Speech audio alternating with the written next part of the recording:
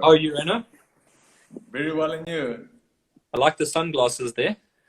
Oh, it's my baby. She wanted to be on this, so yeah, she's here with me. Nice. How you been? Very well. Working, living life, keeping it simple. Yeah. I mean, we've got some big news now that came out a couple of weeks ago that finally a fight's going to happen, right? Yeah. How relieved are you? How relieved am I? Look, it's a fight I've been wanting for a while, and I think it's a good fight to end my boxing career in South Africa. You know, you want to fight the top guy when you're on the top, and he's the top upcoming guy. So I think that it's the right fight. At this point in your career, obviously, as you say, it's the right fight. The borders are sort of in everything worked for you actually because the borders did lock down. Rowan was scheduled to fight in Germany. We don't know what the result of that would have been, so it worked out for you. Yes. How did you think it would have gone for him in Germany? Look, to win in Germany is not an easy task. You need to knock the guy out. You can't just win the fight. It's not enough. You need to knock the guy out. Rowan's on a high. He knocked out his last two opponents, but they weren't even close to the level of competition that guy would have been. So I think it would have been a tough task. Could have he have pulled it off? Yes. Would he have? I don't know. Well, I mean, if he had lost that fight, would that fight have interested you still, or not necessarily? If Rowan had lost in Germany, I would still want to fight Rowan because, except for me, he's still the best light or super middleweight in the country, apart from me. So I want to fight the best. I want to go out on top. And they always say, to be the best, you have to beat the best. So for him to prove that he's the next level in boxing, he needs to beat me. And they ducked and dive and this and that and all kinds of stories. And hopefully now it happens. How far do you think Rowan is off of you? I mean, obviously you still feel like you're the man in the division. How far do you think he is away from I'm like 10 and he's like 2. Wow. That's a long way. Yes. That's honestly, that's how I feel. You know, I think lots of people underestimate Rowan. And I think that's where they get it wrong because he's a hard worker. Look, I know him, he's a nice guy. But this is boxing. We are talking boxing. Sometimes working hard just isn't enough. Ask me, I've been there. I see Alex Kabangu is in the comment section. He fought both you and Rowan, so he would know who he feels at least would win. But obviously we can't get his comments right now unless he writes it down there in the comment section. But you know, moving forward now, I mean, that is the focus for you now. Peter Smith said in an interview that I did with him that you guys had sparred together and that Rowan didn't look too bad even when he was still an amateur against you. What is your comments on that? You know what? Sparring and boxing is not the same thing. I told it to Alfonso Thyssen back in the day, and he's my big friend of mine. I'm not a guy that want to bang people out in sparring. You know me, the people that sparred me knows me. I'm a nice guy in the boxing ring, in a sparring ring. It's a completely different story when I'm in a fight. So boxing is training. You focus on certain aspects of your game. Fighting is fighting. You want to knock the guy out that's in front of you. It's two different things. It doesn't count. Have you always been like that in sparring? I mean, even when you were younger and you first joined the sport, Yeah. I've hold always back? been like, you know, when I was an amateur, that's how they taught us to spar. Oh. So that's how I grew up sparring. We're there to learn. We're there to practice stuff. So I've never seen sparring as a fight. Yes, I've sparred some MMO oaks where I wanted to kill them and knock them out, and we did that. But that's a completely different story, and we wanted to prove a point. But generally, no. I go in there to get the rounds and do the work that Colin expects of me, and that's it. As things currently stand, fights are scheduled for December. I mean, do you think we'll get it before then? I hope so.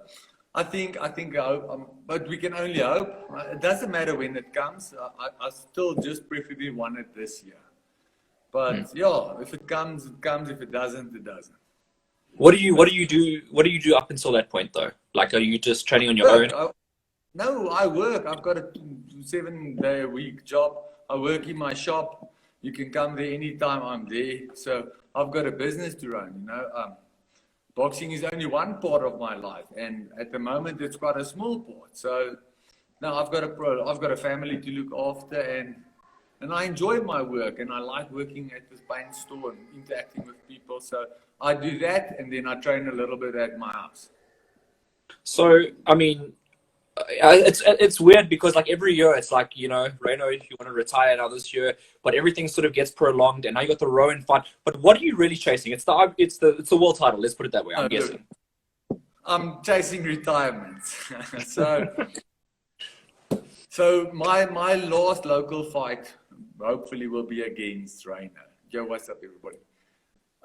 Will be against Rowan. If I win, and this is boxing, I always say if, I will have one more international fight because it's a world title fight. You can't turn down a world title fight. And for me, it's like a Cinderella story because it's a world title fight and it would most probably be in Germany. So it's a last chance to go to Germany and try and win a fight there for the 5th time.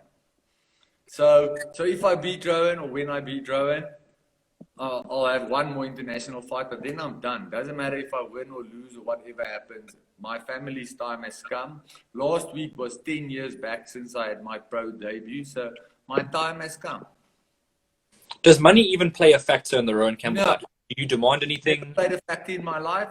I've made a good living out of boxing, but I make a good living out of my business as well. So I've never been in boxing for the money. Look, it's like a bonus and I can buy nice stuff and we can go on nice holidays, but I've always enjoyed the sport.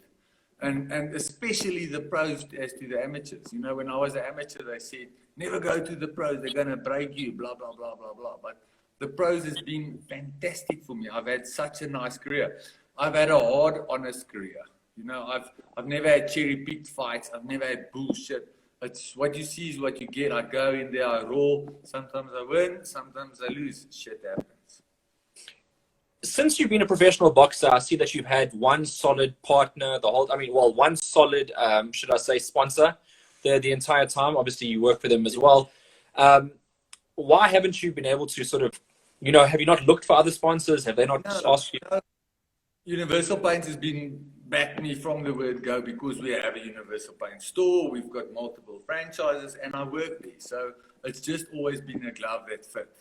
So I've never had, I'm a guy that believes you work for what you want in life. So I'm not going to go out there and ask for sponsors.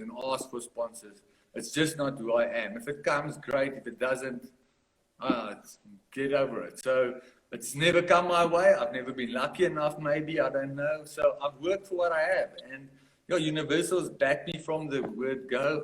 The last year, I've got another sponsor on board, Sekitel Technologies. Okay. Amazing people and people that look after me. And that's what you want from boxing is people that look after you. The reason I asked the money question earlier is because Peter Smith had said, show me the money straight after the fight when you got in the ring. You know what my reply to that will be? Because they're always about the money, the money, the money. I will bet Rowan Campbell $50,000 that I beat him on the night. If he does the same, I will bet him 50K. I'll bring it in cash, in an envelope. If he beats me and he does the same, I will give him 50K. So if it's about the money for them, there's an extra incentive to fight me. So match it and let's roll. If extra 50K is 50K. Did Rowan Campbell surprise you when he beat Patrick? I mean, in the manner he did. Yes, I think Rowan Campbell surprised the world. Rowan Campbell, he destroyed Patrick. He didn't just beat him; he completely destroyed him. From the word go, Patrick looked good in the first 2 rounds, and from there on out, Patrick fell apart. And I couldn't do that to Patrick. Yes, I buckled him multiple times, but I couldn't get him out of there. So big ups to Rowan. He fought the right fight. He did what he had to do, and he did it very well. He surprised me with Radley as well. I've sparred Radley, we're good mates, nice guy, but I didn't think Rowan is going to do that to Radley. And yes, he did it. His last 2 fights, he had 2 good knockouts. But I'm not Patrick, and I'm not Nicholas Radley. And nobody has knocked me out. Nobody has stopped me. Him and his friends say I'm delusional because I think I'm going to knock him out. I'm going to show him on the night. I don't know where he gets it that he will stop me. I fought the best in the world and they couldn't. So let's see. I can't wait for this role. Well, that's another thing, right? So you say he can't stop you, but do you rate his power considering like he's got No, no, I don't rate nothing. What is there to rate? He didn't knock the people out.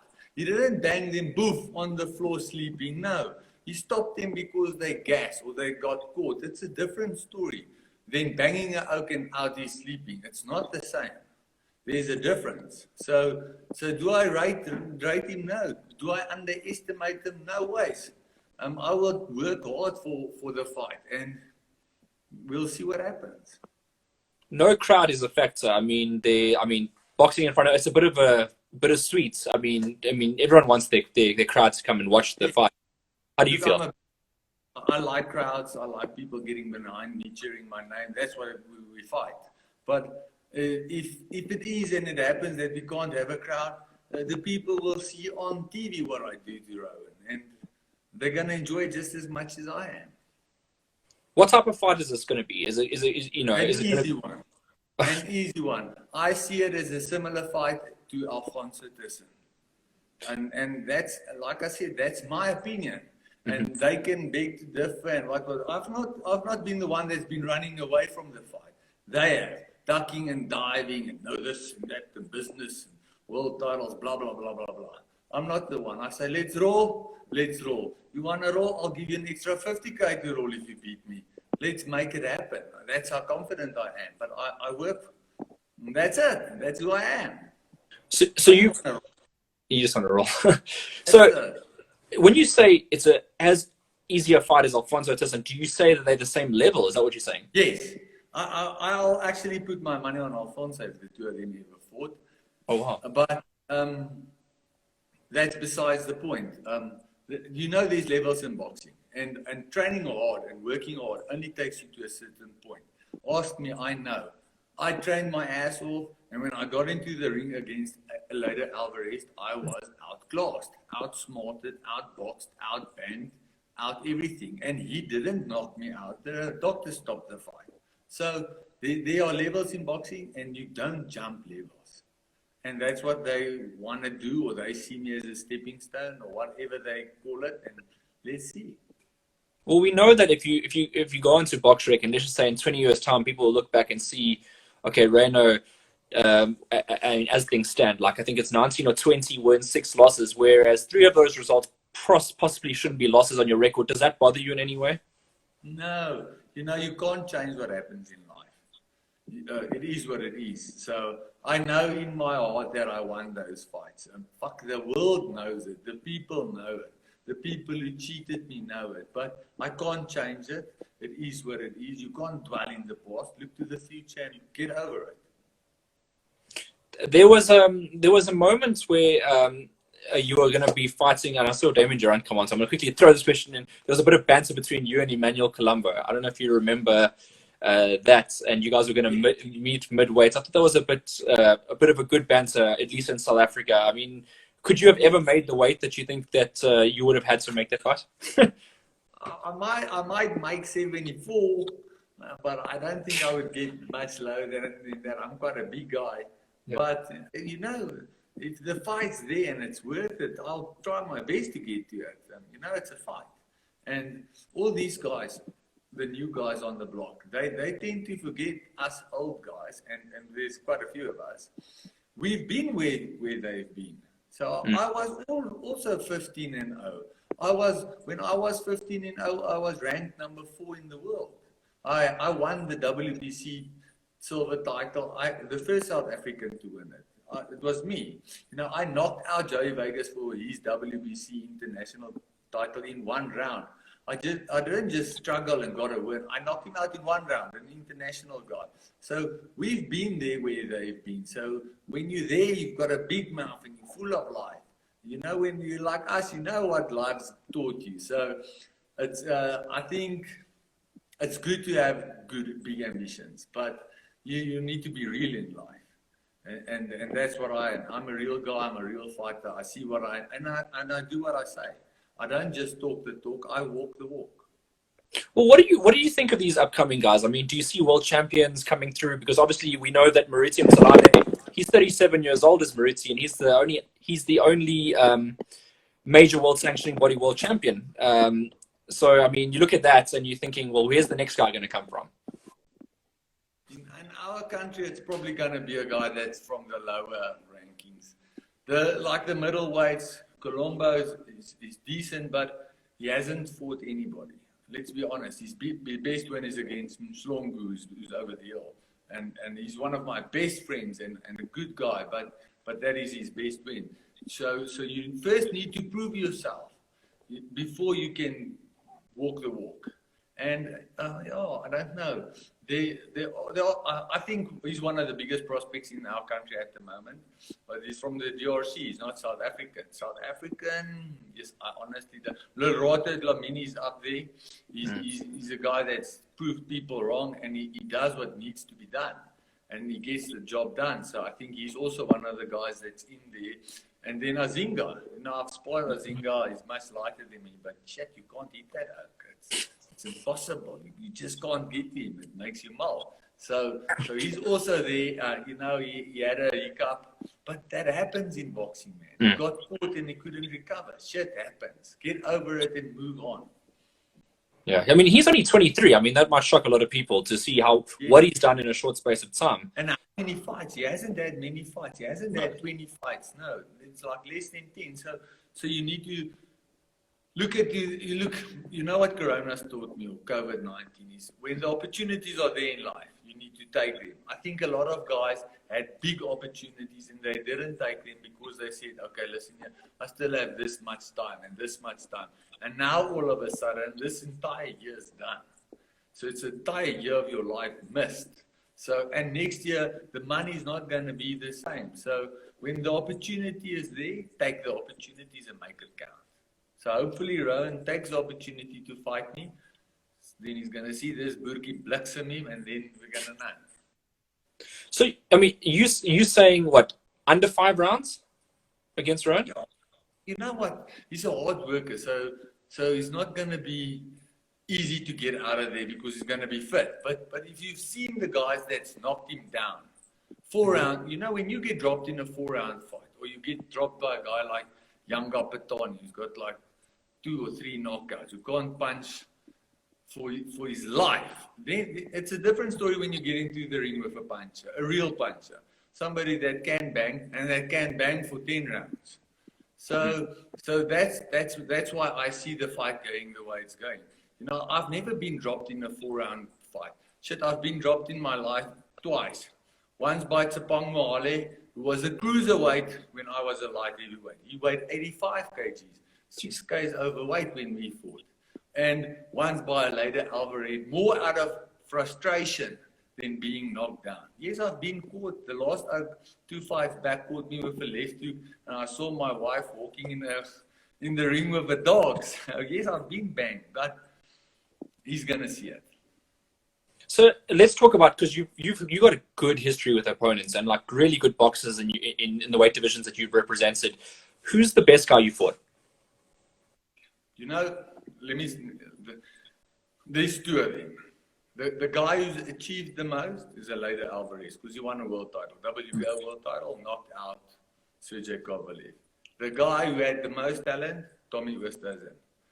It's a guy that can make it so uncomfortable in the ring. And I fought him in his prime, not when he was still undefeated, when he was in a weight category that suited him, not as a cruiserweight. He makes it so uncomfortable in the ring. You don't know what to do. You just don't know what to expect. So if I was to say, I would say those 2 are the best 2 I've faced. And then oh yeah, sorry, you can carry on. Sorry. No, Aleida just achieved more than Tommy. Tommy fucked up his career because of his life, and it's sad, but it's true. The other guy didn't. So yeah, I would say they're the best. And who's the toughest guy you faced? Like, a guy that you hit and he just won't move. Yeah. Toughest. Yeah, toughest. A guy that you struggled to. Tommy. Yes, I caught Tommy with a left hook in round 3. That I banged him clean. I hit him so hard round 2. It felt like the world shook, and he just shook it off. Yes, and I banged him with right hands. And no, the guy that takes the shot, no, definitely Tommy. No, he's got a granite chin. He just shakes it off, and you're like, what the fuck just happened?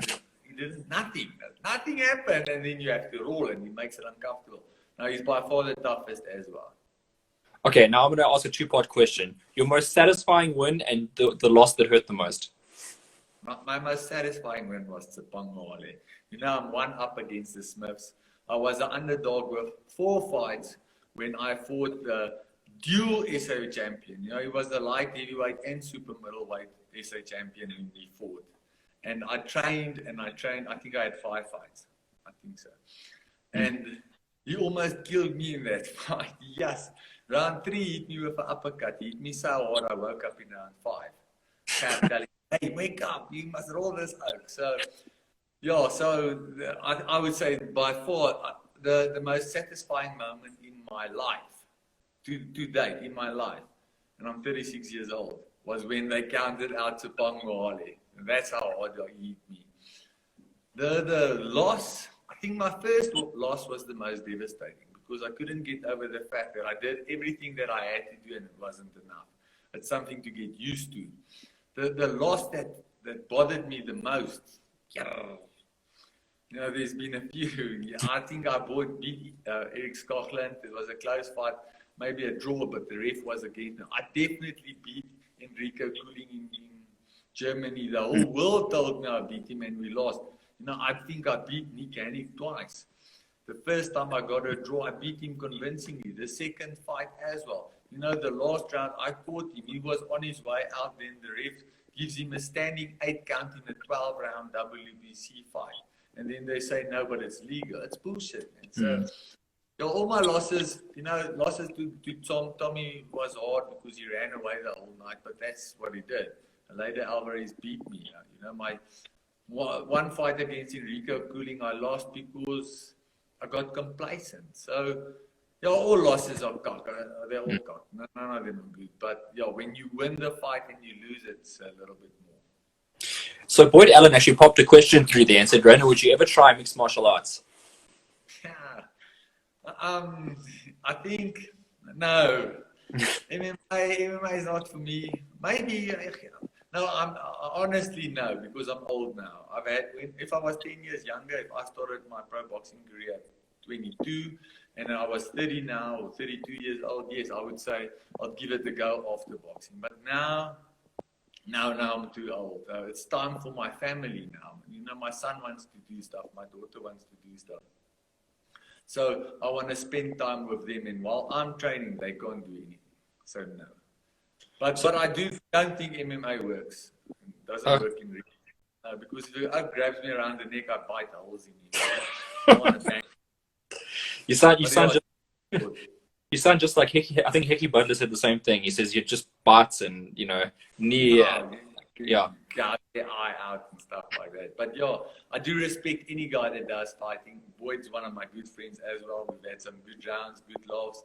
Very awkward guy. And yeah, any guy that steps into a ring or an octagon that's willing to fight a guy in front of him, that's prepared to fight him, not liberty or something like that. I've got respect for somebody like that. And obviously, well, not obviously, maybe Rowan Campbell will be watching this video at some point. I mean, what would you have to say to him right now? Rowan, big boy, I'm coming for you, and I'm coming in a hard way. Don't run away again. Don't make excuses. Accept my bait, 50K. Why not? You're all about the money and all about the business. So here's an opportunity. I will give you 50K if you beat me, if you match it. What more do you want in life? Let's use the best. Let's use the best South African super middleweight at the moment. I say it's me. You think it's you. So let's see. And then what I want to do now, Ryno, is I want to open up the questions to people that are in the comment sections to have, you know, people that just want to ask you questions. We'll just wait and see, shoot through. Sometimes we get a lot on Boyd Allen's interview. We got a lot of banter actually, so we might get a few of those. But if you can answer any of the questions that sort of pop up, I'm sure that'll be appreciated. I think I said most of the stuff. Let's see if someone says something. You've asked a few questions as well. You know, you need to ask questions to know what people think, and yeah, you know, that's me. I like to know what people say. Let's see. Let me see. There's a question popping through now. If you could go back to any moment in your boxing career, what would you change or do differently, if anything, and why? I started very late, and I wouldn't rush my career. You know, my first 15 fights, I rushed into a later Alvarez, and I think had I had 5 more fights, I would have done so much better. So I would have taken a step back, a little bit less time. I would have just given it more time. That's the biggest thing I would have changed. And the other one, I would have started earlier. Now I started at 27. I would have started at 22. Why did you never go overseas to further your career, Ryno? Because I had a family when I started boxing. I already made a life. I started late, 27. So I already had a business. I had a wife. I had everything. My life was set, and then boxing came along. I didn't do my life around boxing. That's unfortunately why. If I had it over, would I have had? No, I kind of like my life. I've got a good life. There's a question came through, where would you want to fight? I think there's only one venue at the moment that's actually available for that fight, which would be Emperors in South Africa. Yeah. I mean, that's a homecoming for you as well. You fought most of your career there, I suppose. You know, I've had my turn. I've had many fights there. So I think my last fight there, it sucks that it doesn't have any people there, but it is what it is. People can watch me on TV and call it a day. Why not?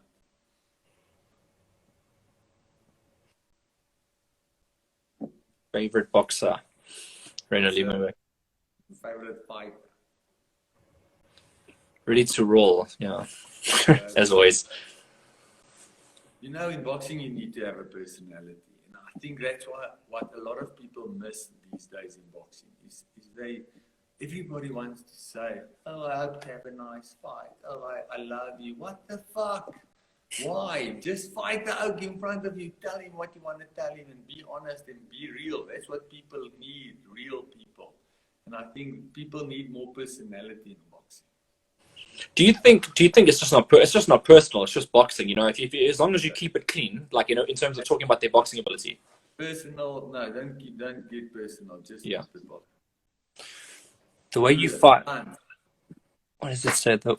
Oh, I'm missing a lot of questions flying through now. My favorite international boxer, the best is, I think the best ever, Lomachenko. Number 1, easy.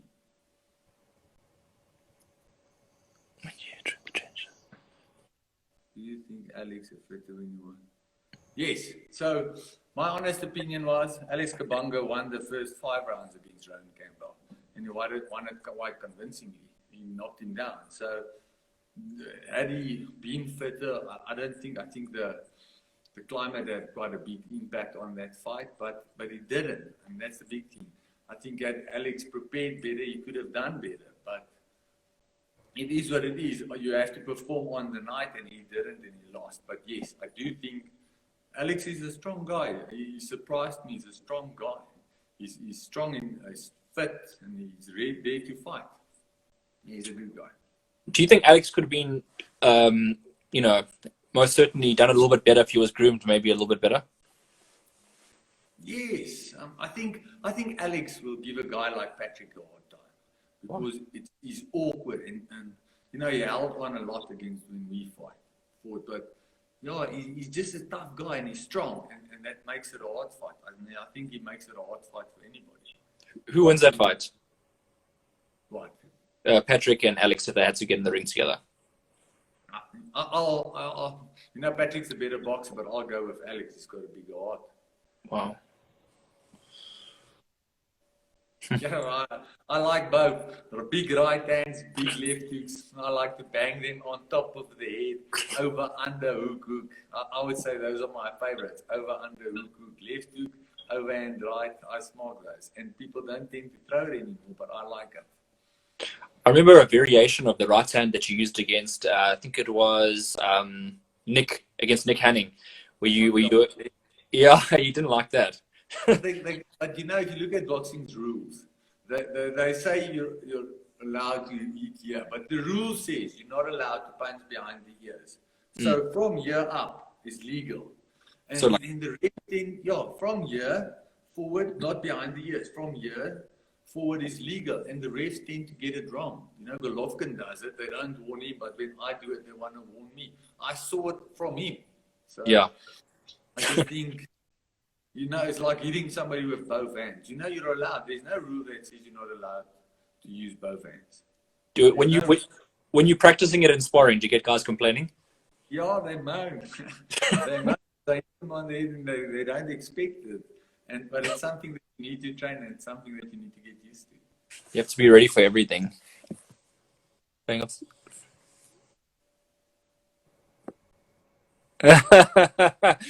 do that. I still want to spar, Aiden. You must still spar. You must you know, the thing is, now that COVID's, there's Kevin writing as well. There we go. I agree. I mean, that's you agree with that. That's it, Kevin. See, now that I picked up a bit of weight during COVID, I feel a little bit more confident of stepping in the ring with you, Ryno. But you know, I've sparred flyweights, hacky, DJ, all the way up to heavyweight. So I've been in the ring with multiple world champions and some random oaks that bang me. So I don't care. We go in there, we have a laugh, we have some fun. That's what it's all about. Yeah. I mean, the small guys must be like frustrating. Like if you spar like a DJ or a Heki or Maruti, where it's like they're too quick.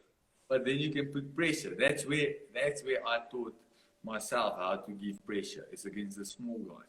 Because if you don't put pressure, they rip you apart. They're just too quick. They're all over the show. So I think there's a place to work with small guys. You just need to keep yourself calm because they do bang you. But yeah, there's no point in banging them out. Well, here's the thing, right? So can you, with boxing gloves, let's just say 16, 18 ounce, actually get knocked out by, let's just say, a flyweight? I mean, being your size. I mean, do you feel like you can literally, like, with your boxing ability and everything, can you actually, in sparring, I'm saying, can you actually be knocked out? Flyweight knocked out? Yeah. Yes. Wow. Most definitely. I think so. You know, I've only been buckled by big guys. So a small guy hasn't buckled me yet.